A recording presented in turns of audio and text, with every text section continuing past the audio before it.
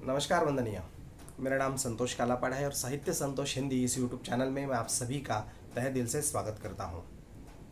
हमारा नया पर्व शुरू हो चुका है, नया सेगमेंट शुरू हो चुका है, कहानी छोटी इम्पैक्ट बड़ा।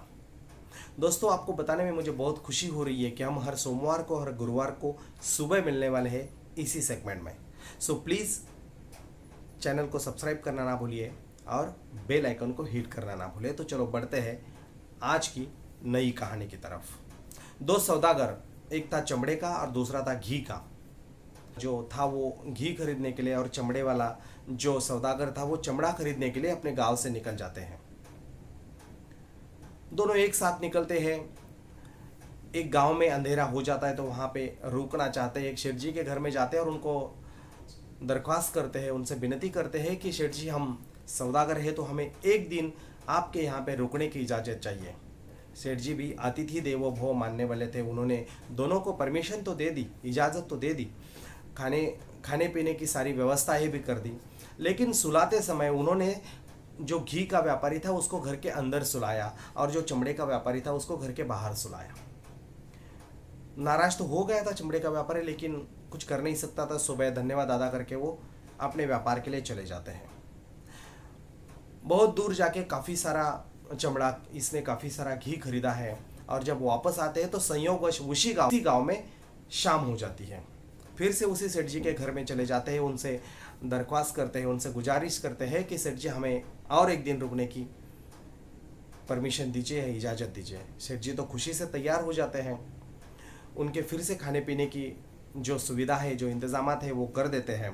लेकिन इस बार वो चमड़े के व्यापारी को अंदर सुलाते हैं और घी के व्यापारी को बाहर, हवेली के बाहर सुलाने की परमिशन देते हैं। कुछ समझ में नहीं आता है दोनों के कि ये बर्ताव क्यों, अलग अलग बर्ताव क्यों।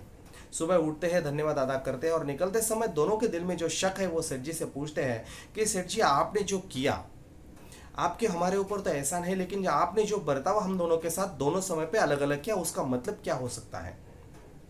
क्योंकि हम तो वही है, आप भी वही हो, हमारा व्यवसाय भी वही है, फिर ये अलग बर्ताव क्यों?